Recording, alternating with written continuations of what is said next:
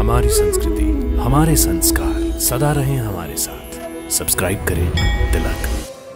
सात्विक जीवन के इस सफर में मैं शिवाली आपकी सारथी।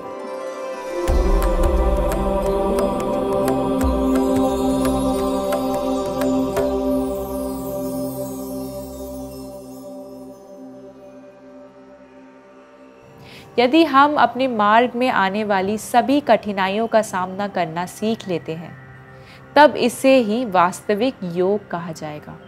आनंद बालासन। आपने देखा होगा कि छोटे बच्चे जब बहुत खुश होते हैं तो वो अपने दोनों हाथों पैरों को ऊपर उठाकर खिलखिलाते हैं। क्या आपको पता है कि ये एक तरह का योग आसन है जिसे आनंद बाल आसन या हैप्पी बेबी पोज कहते हैं।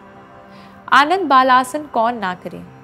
हाल ही या पुरानी चोट या पैरों, कंधों या गर्दन में सूजन की अवस्था में इस आसन को ना करें। गर्भावस्था या मासिक धर्म के दौरान आनंद बालासन का अभ्यास ना करें। अगर घुटने या तखनों में कोई चोट लगी हो तो इस आसन को ना करें। आनंद बालासन करने के लाभ।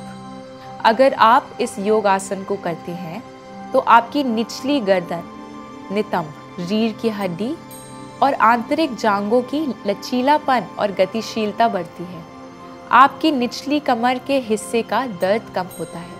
रीढ़ की हड्डी को मजबूती प्रदान करता है और तनाव को कम करने में भी सहायक है। हैमस्ट्रिंग को मजबूती देता है। बढ़ी हुई दिल की धड़कनों को सामान्य करता है। इस योगासन को अपने शरीर और मानसिक सेहत अच्छी रखने के लिए किसी भी समय कर सकते हैं। आनंद बालासन करने की विधि। अपने चटाई पर अपने कमर के बल लेट जाएं और रीढ़ की हड्डी को प्राकृतिक रूप से आराम करने की अवस्था में छोड़ दें। इसी अवस्था में अब अपने घुटनों को अपनी छाती की ओर लाने की कोशिश करें।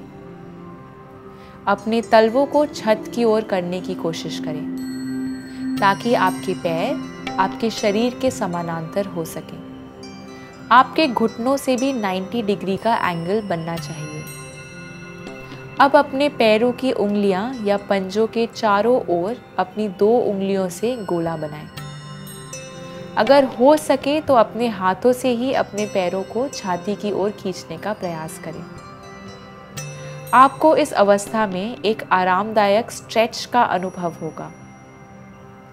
इस अवस्था में गहरी सांसें लें और कुछ सांसें लेने तक ऐसे ही रहें। आनंद बाल आसन मुद्रा से बाहर कैसे आएं?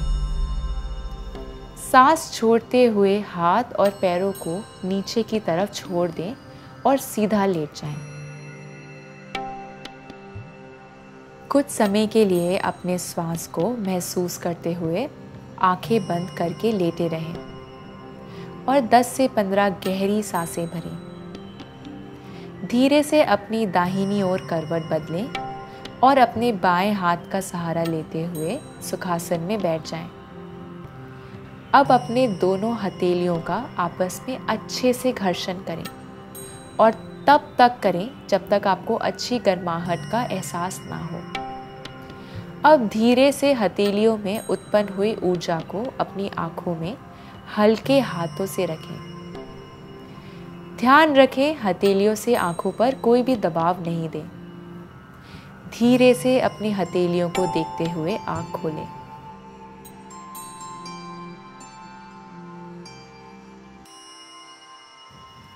स्वस्थ रहें, प्रसन्न रहें।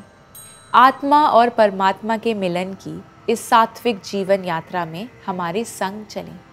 दिव्य शक्ति की कृपा हम सब पर बनी रहे। हरिओम तत्सत।